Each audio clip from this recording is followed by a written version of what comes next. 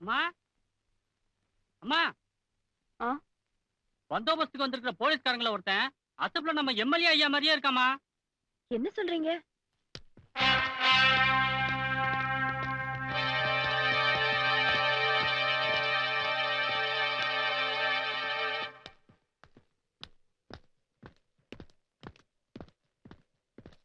வணக்கம். வணக்கம்மா. நீங்க எல்லாம் எங்க ஊர் ஜனங்களை காப்பாத்துறதுக்காக உசிர கூட பெருசா நினைக்காம தாய் தகப்பனை பிரிஞ்சு இங்க வந்து கஷ்டப்படுறீங்க. உங்களுக்காக கோயிலுக்கு போய் சாமி கும்பிட்டுட்டு வந்தேன். பிரசாதம் எடுத்துக்கங்க. எடுத்துக்கங்க. சரிங்கம்மா. அவங்களுக்கெல்லாம் கொடுக்கலாமா? தாராளமா கொடுங்கம்மா.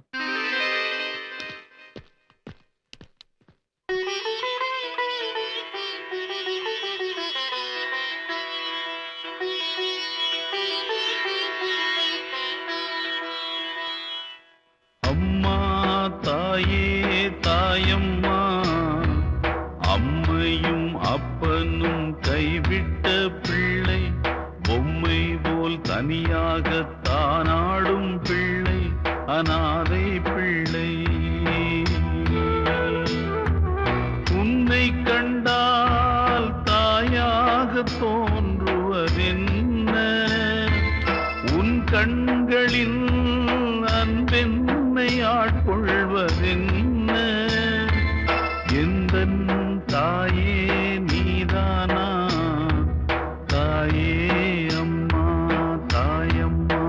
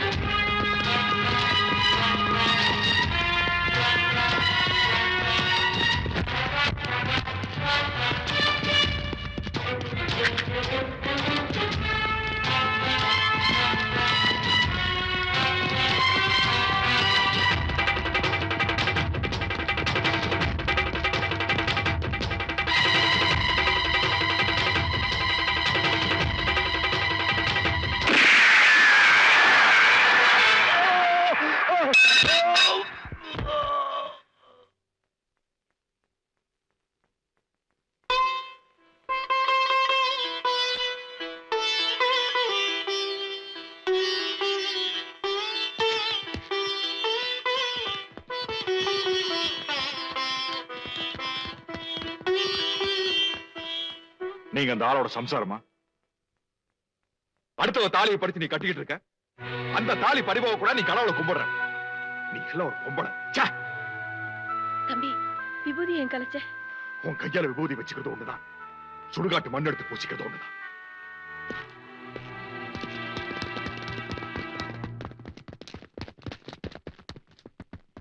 பரவாயில்லப்பா, நம்ம உசுரை காப்பாத்துறதுக்கு கூட இந்த ஊர்ல ஒருத்தர் பிறந்திருக்கிறேன். கவலைப்படாத, உனக்கு சப் இன்ஸ்பெக்டர் ப்ரமோஷனுக்கு ஏற்பாடு பண்ற. சிவகாமி, தம்பி பேர் என்ன, அவங்க அப்பா நாத்தா யாருனாலும் விசாரிச்சு வை.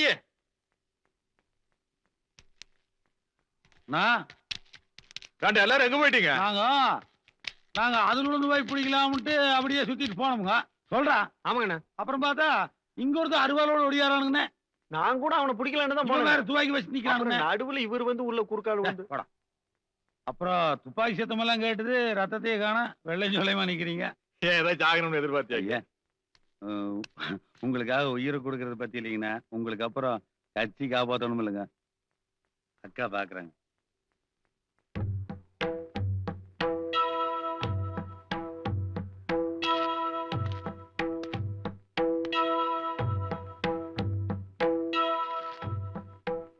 போடா அந்த வண்டிக்கு. ஏன் இதுலயே வரட்டுமே? இல்லைங்கண்ணா, அவனுக்கெல்லாம் அவ்வளவு இடம் கொடுக்கல. இன்ஸ்பெக்டர் கை எடுங்க, அட எடுங்க. இவட காட்சிக்காரனை விட காக்க ஜாஸ்தி. பையா வா, எங்க வந்த? உயிரோட இருக்கிறனா செத்துட்டான்னு பார்க்க வந்தியா? கண்ணு முன்னாடி நடக்க இருந்த ஒரு உயிர் பலியை தடுத்து நிறுத்த வேண்டியது என்னோட கடமை. அதைத்தான் நான் செஞ்சேன். ஆமா, அந்த ஆளை வெட்டி கொல்ற அளவுக்கு உனக்கு அவர் மேல என்ன வெறுப்பு? பால் பொங்குதுங்கிறதுக்காக எரியற கொல்லியை இழுத்துடாம வெறும் தண்ணி ஊத்தி தெளிச்சிட்டு இருக்கீங்களே, பால் பொங்குறத உங்களால எப்படியா தடுக்க முடியும்? அவனை ஒழிக்காம உங்களால ஜாதி கலவரத்தை அடக்கவே முடியாது. அதனாலதான் அவனை அழிக்கிறதுக்கு நான் வெட்டர்வாளோட ஓடியாந்தேன். பிரச்சனைக்கான ஆணி வேற கண்டுபிடிச்சு அதை அடியோட வெட்டி எரியறதுக்காக நாங்க வந்திருக்கோம். அநியாயமா ஆத்திரப்பட்டு உங்க வாழ்க்கையை நீங்க கெடுத்துக்காதீங்க. விவகாரம் எவன் பண்றானோ அவன் போடுற விருந்து சாப்பாட்டே சாப்பிட்டுட்டு இருக்கீங்க. நீங்க பிரச்சனையை திப்பீங்க, நாங்க எப்படியா நம்ப முடியும்? உங்களால வெந்து போன ஆடு மாடுகளுக்கு வேணா நஷ்டீடு தர முடியும். நொந்து போன எங்க மனசுக்கு என்னையா தர போறீங்க? காலங்காலமா எல்லாரையும் நம்பி ஏமாந்ததுனால இப்ப யார பார்த்தாலும் உங்களுக்கு எல்லாம் சந்தேகமா இருக்குதுல்ல? பிளவுபட்டு கிடக்கிறதா தமிழனோட பெரிய பலவீனம். கவலைப்படாதீங்க, என் உயிரை கொடுத்தாவது உங்க பிரச்சனையை நான் தீர்த்து வைப்பேன். ஜாதியால தாழ்த்தப்பட்டவங்க சாஸ்திரத்தால சொல்லப்பட்டாலும் சத்தியத்தால் உயர்ந்து நிக்கிற உங்களை மாதிரி ஒருத்தர் 2 பேர் இன்னும் இருக்கிறதுனால்தான் தமிழை இன்னும் தலை நிமிர்ந்து நிக்கிறான். உங்களை வெளியே கொண்டு வரதுக்கான எல்லா ஏற்பாடையும் பண்றேன். உங்க பேரு?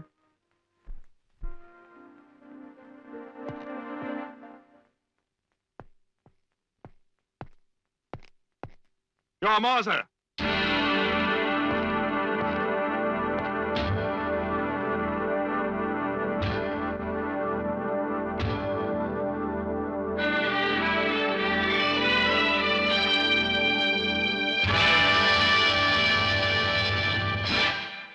ஜூனியர்,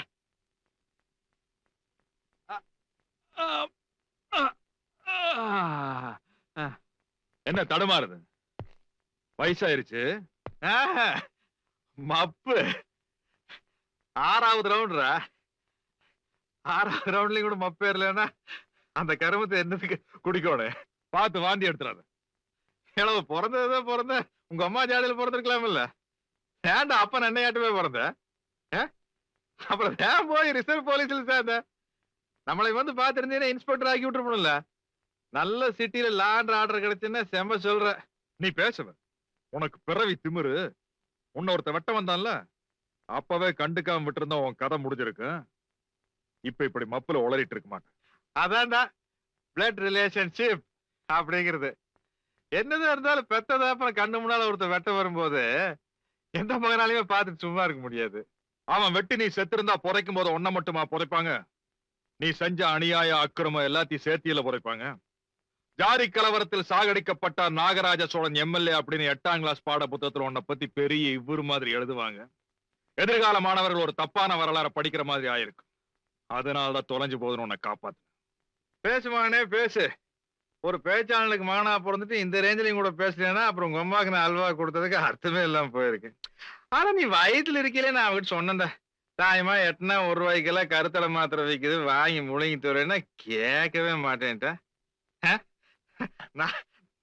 நான் அவளை ஏமாத்தினா அவ எதை ஏமாத்திட்ட. நீ செஞ்ச அநியாயம் அக்கிரமம் மொல்ல மாறித்தனம் எல்லாத்தையும் ஜனங்களுக்கு தெரியப்படுத்தினதுக்கு அப்புறம் நானே உன்னை நடு ரோட்ல நாய் மாதிரி சுட்டு தள்ள போறேன். சவாலா கண்ணு? சவால் தாயா, அதான் உங்களுக்கு எல்லாம் கை வந்த கலையாச்சு. ஆனா அது மைக் எடுத்ததுக்கா ஒரு சவால்ரா. அதை எதிர்கட்சிக்காரனும் மதிக்க மாட்டேன், நாங்களும் மதிக்க மாட்டேன். சவால் விட்டு மேடையில இருந்து இறங்கின மறந்து போறதாச்சு. ஜனங்கதான் ஞாபகம் வச்சுட்டு ஒருத்தனுக்கு ஒருத்தர் அடிச்சுட்டு இருப்பானுங்க. உன்னோட அரசியல் லாபத்துக்கா நீ ஜாதி கலவரத்தை தூண்டி விடுறியே.